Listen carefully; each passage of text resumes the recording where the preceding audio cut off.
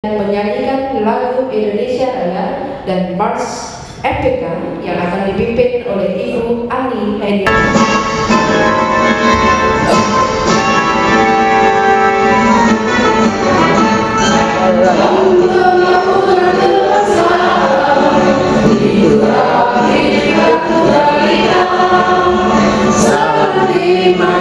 Pancasila itulah dasar negara kita, wujudkan persatuan dan kesatuan bangsa, majulah bersama EPK, marilah bersama dalam forum. Yang saya hormati Wakil Ketua EPK Provinsi DKI Jakarta sekaligus moderator pada kegiatan ini, Bapak Insinyur Budi Siswanto. Yang saya hormati para pengurus EPK tingkat Provinsi DKI Jakarta. Yang saya hormati para ketua dan pengurus Forum Pembauran Kebangsaan tingkat Kota Administrasi dan Kabupaten Kepulauan Seribu yang hadir pada kesempatan ini. Yang saya hormati Bismillahirrahmanirrahim. Allahumma sholli ala sayyidina Muhammadin bil awwalin wal akhirin wa sallim wa radiyallahu tabaraka wa ta'ala an kulli sahabati Rasulillah ajma'in. Amin ya Rahman, amin ya Rahim. Ya Allah yang Maha Pengasih lagi Maha Penyayang, kami yang tengah mengikuti kegiatan ini memanjatkan puji dan syukur kepadamu atas berkah dan nikmat dan kesehatan yang telah Engkau berikan sehingga kami dapat semua berkumpul di sini. Ya Allah, ya Rabb, berikanlah kepada kami kecermatan dan kecerdasan dalam upaya menambah ilmu dan menciptakan lingkungan yang aman dan kondusif, dan jauhkan kami dari segala ancaman yang dapat mengganggu keamanan dan kenyamanan dalam hidup kami. Jadikanlah kami menjadi orang-orang yang pandai mensyukuri nikmat yang Kau berikan kepada kami, sehingga serta lindungilah dalam setiap upaya dan usaha dalam rangka mencapai negara yang sejahtera, adil dan makmur, sebagaimana yang dicita-citakan di bawah bimbingan dan redumu, ya Allah. Ya Allah, Tuhan kami yang memberi petunjuk, tunjukilah kepada kami bahwa yang salah adalah salah dan yang benar adalah benar, sehingga kami tergolong menjadi orang-orang yang takwa. Ya Allah, ya Tuhan kami, bukakanlah pintu hati, pikiran, kesadaran, komitmen dan kemauan kepada kami serta para pemimpin kami, agar kami dapat meneruskan cita-cita perjuangan para pahlawan kusuma bangsa dan penciptaan negara yang adil dan makmur, baidatun thayyibatun warabul ghafur, sehingga menjadi Jakarta kota yang aman, nyaman, sejahtera, serta menjadikan penuh keberkahan sebagaimana yang kami cita-citakan. Lanjut. Nah teman-teman, yang harus kita pahami bahwa pemilu itu ada dasar hukumnya. Ya, dasar hukum pemilu, kalau kita bicara pemilu itu adalah Undang-Undang 7 tahun 2017 yang itu terdiri dari 573 pasal dan dibagi menjadi 6. Jadi ada buku pertama tentang pembukaan, pengertian umum, buku 2 tentang penyelenggaraan pemilu, buku 3 tentang penyelenggaraan pemilu sampai pidana pemilu, sampai nanti buku terakhir.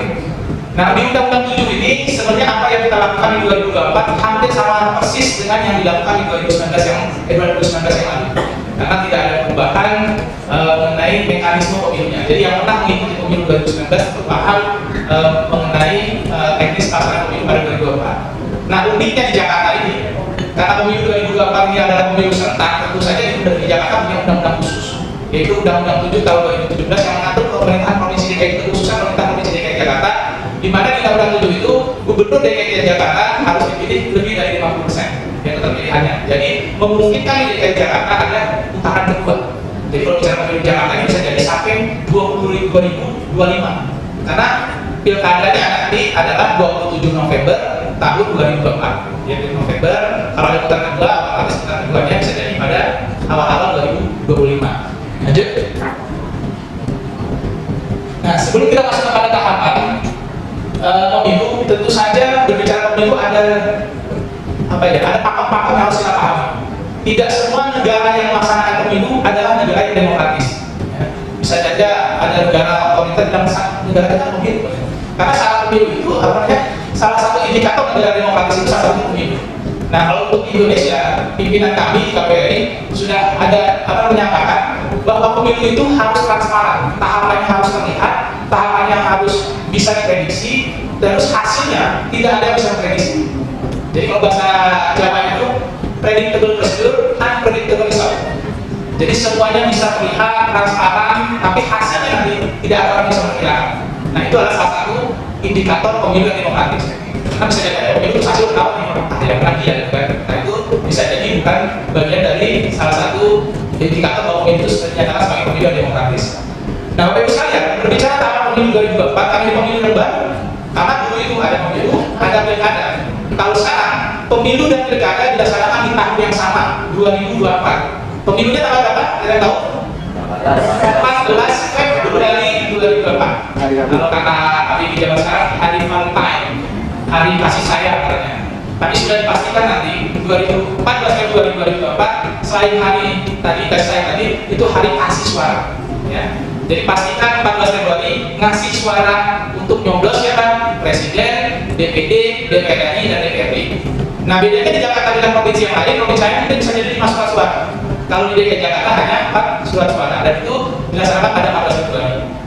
Nanti November, tanggal 27 November tahun 2024 kita akan ada namanya Pilgub pemilihan gubernur. Jadi di tahun yang sama, jadi 2024 ini memang benar tahun politik. Nanti akan ada pemilu, ada pilkada. Nah itu. Nah kalau kita bicara tahapan pemilu, tentu saja tahapan pemilu itu bukan ujuk-ujuk hari H, ujuk-ujuk tiba-tiba nyoblos enggak. Kami prosesnya untuk undang-undang ini tahun 2017 tahapan pemilu setidaknya 20 tahun, 20 bulan dari hari pencoblosan.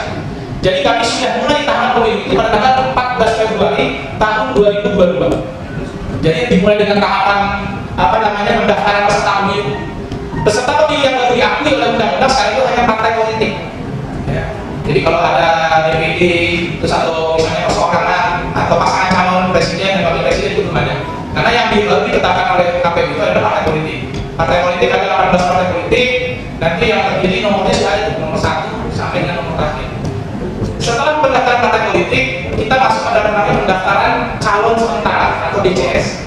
Kami KPU sudah mengumumkan DCS pada tanggal 19 yang lalu sampai tanggal 23. Nah, itu masih berlangsung sampai tanggal 28 untuk mendapati tanggapan masyarakat. Kalau masyarakat kan bosnya ya. Berarti sekarang hari terakhir Bapak-bapak Ibu atau masyarakat untuk bisa menanggapi orang-orang yang ada di dalam calon sementara. Nah, setelah nanti dalam mendaftar calon sementara, kita akan menetapkan DCT atau daftar calon tetap. Nah, ketika DCT ditetapkan, selanjutnya kita masuk ke masa kampanye. Nah, makanya sekarang ini belum masa kampanye. Pasti ada pertanyaan, kok belum kampanye? Masa spanduk, masa ini segala macam. Kegiatan yang diperbolehkan sekarang itu hanya kegiatan sosialisasi peserta pemilu, yang dimana peserta pemilunya partai politik. Yang boleh adalah dalam lingkup tertentu. Itu hanya pertemuan terbatas dan tidak boleh melaksanakan aktivitas apapun di luar tempat acara. Nah, terus pertanyaan, harus gimana? Nah, karena belum masa kampanye, tentu saja ini domain-domain instansi terkait ya bisa menetapkan atau menertibkan itu. Setidaknya kalau dia pasang STNK, pasang di makhluk di pokok atau apa, ya silakan kita kerjakan. Karena itu sudah ada aturan masing-masing. Setelah nanti kampanye, kita akan diadakan namanya hari tenang. Nah, kita cetak apapun ya. Hari tenang itu 3 hari menjelang hari pemungutan suara. Nah, biasanya harinya tenang, tapi kandidatnya pada nggak tenang. Ya. Mereka justru kampanye besar-besaran di hari 3. Makanya ada istilah serangan fajar. Ya, serangan fajar, serangan apa lagi? Nah, biasanya kandidat itu melakukan pasangan calon, kandidat apapun tim sukses gitu kan, melakukan penetrasi pemilihnya itu tanpa ada itu. Makanya perlu partisipasi masyarakat. Nah, konteksnya adalah nanti kita pahami juga apanya. Kira-kira peran masyarakat seperti apa? Kita harapkan masyarakat bisa berpartisipasi. Setelah itu kita pencoblosan. Nah, pencoblosan juga peran masyarakat penting. Memang faktanya di tempat pencoblosan itu ada penyelenggara pemilu, ada pengawal pemilu, ada saksi, ada pemantau. Tapi masyarakat luas boleh melakukan pemantauan mandiri. Nah, tentu saja dengan prosedur yang sudah diatur oleh peraturan undang-undangan. Misalnya nanti melakukan itu pengawas pemilu, namanya pasal khusus. Pasal khusus itu jajarannya sampai TPS, ada pengawas TPS, ada PKD, petugas pengawas kelurahan desa, ada lagi Panwascam sampai tingkat provinsi. Setelah itu penghitungan rekapitulasi, setelah rekapitulasi baru diterapkan namanya calon terpilih atau pasangan calon terpilih dan akan dilantik sampai Oktober. Nah, jadi ini tahapan bicara pemilu. Lanjut. Nah, terus bagaimana sih partisipasi masyarakat? Kalau kita lihat dari PKPU ya, partisipasi masyarakat dibagi setidaknya dua. Pertama, masyarakat berhak berpartisipasi dalam pemilu dan pemilihan. KPU provinsi dapat memfasilitasi masyarakat untuk berpartisipasi dalam pemilu dan pemilihan. Nah, untuk partisipasinya, Bapak Ibu sekalian, bisa dilihat di situ. Saya bisa sambil turun ini. Biar agak semangat. Harus sendiri.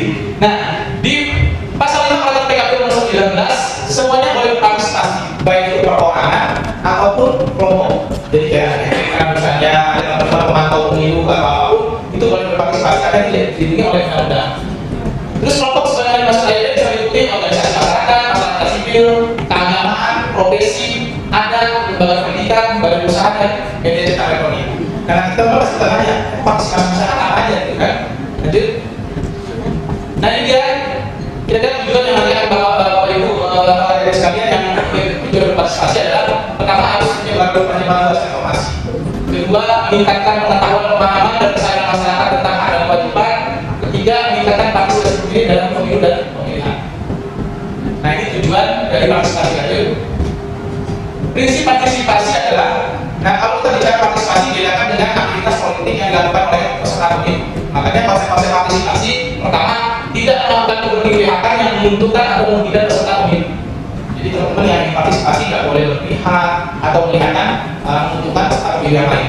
Jadi silakan partisipasi. Takutnya kalau teman-teman nanti melakukan keberpihakan itu berpartisipasi lagi dari bagian dari kegiatan aktivitas politik atau politik peserta pemilu.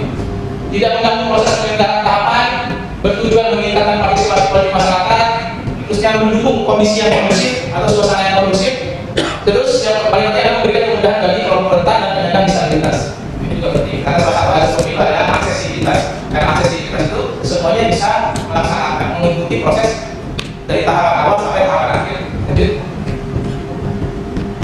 Terus partisipasi masyarakat, karena kampanye itu hanya diperkenankan kalau peserta pemilunya sudah ditetapkan. Nah, menetapkan peserta pemilu itu nanti sekitar November, makanya kampanye hanya boleh dimulai itu pada 28 November. Ya, 28 November untuk penyebaran alat peraga, nanti untuk kampanye di media belum 1 Januari. Jadi kalau ada yang bertanya, itu banyak sekali segala macam, ya silakan bisa terkait menertibkan. Karena itu bukan domain penyelenggara pemilu, karena bermasalah. Tentu saja kalau masalahnya nanti Bawaslu yang eksekusi. Pelanggaran administrasi, pidana pemilu segala macam nanti dari teman Bawaslu. Lanjut. Nah, jangan lupa 14 Februari dari jam 7 sampai jam 13 menggunakan hak pilih kita. Karena berikutnya KPU tidak bisa bekerja sendiri, mohon kerja sama kalian.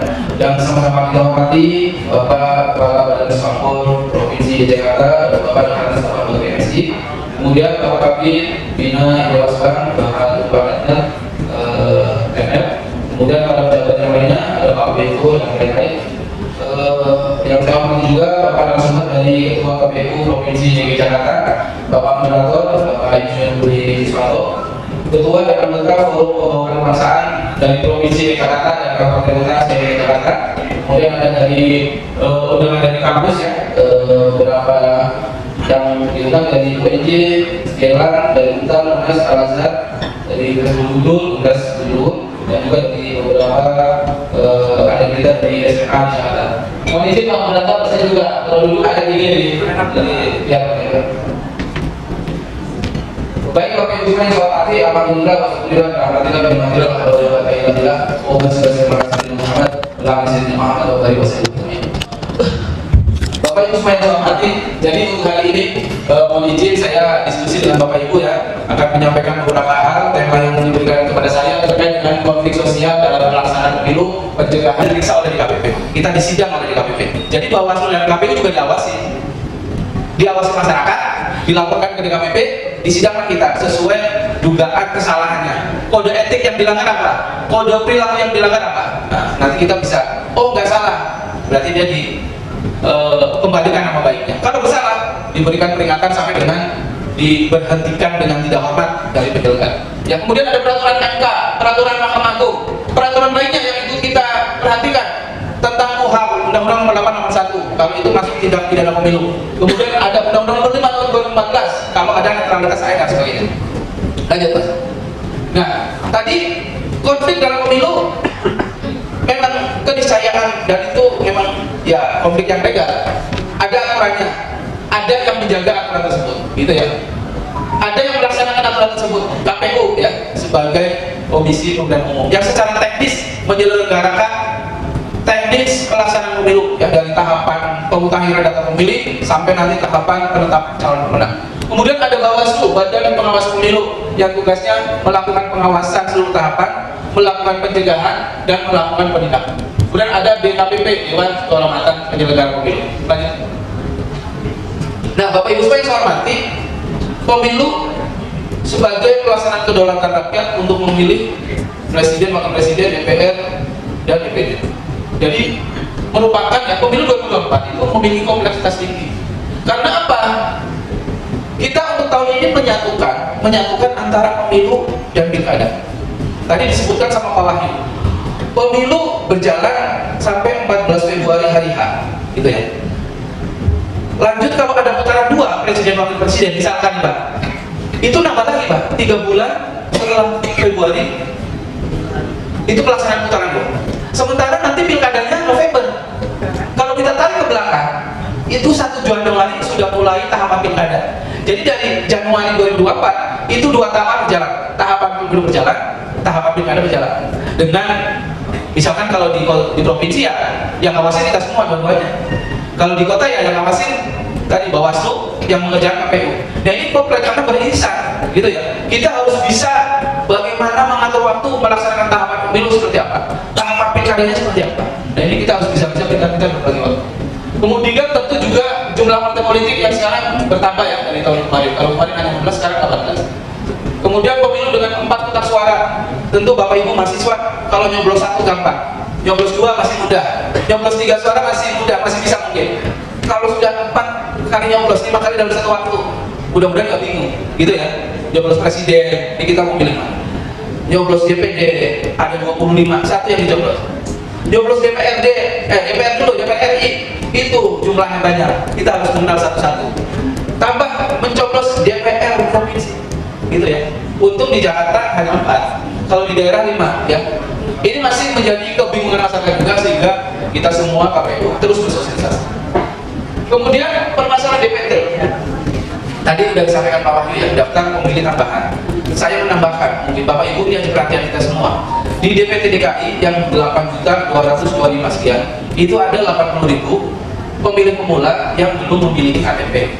Ya, jadi kalau Bapak Ibu yang aktif, itu sama-sama kita sampaikan kepada Pak Lurah, Pak Camat.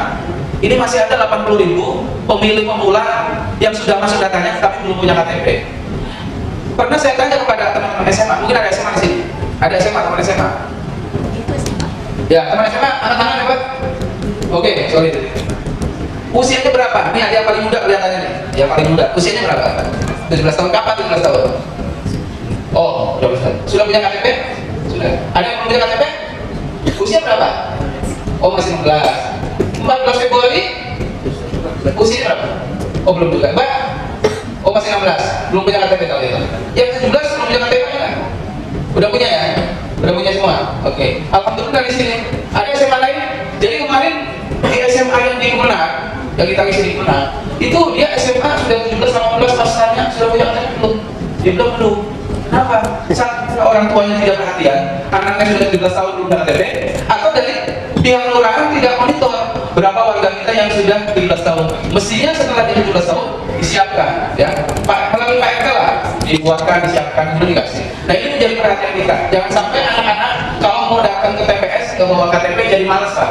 Saya nggak punya KTP, saya udah 17 tahun kok udah dikasih KTP, malas harus TPS. Mengurangi jumlah partisipasi. Nah ini kita perhatikan. Yang selanjutnya itu memang masih ada penduduk meninggal yang nggak bisa dihapus di DPT. Kenapa? Karena keluarga penduduk meninggal ini tidak membuat akta kematian. Gitu ya. Ini jadi perhatian kita. Jadi kalau ada penduduk meninggal, keluarganya harus membuatkan akte kematian. Karena kalau tidak dibuat akte kematian, maka datanya masih ada. Dukcapil pun nggak berani menghapus Pak. Kalau nggak ada akte kematian, data KPK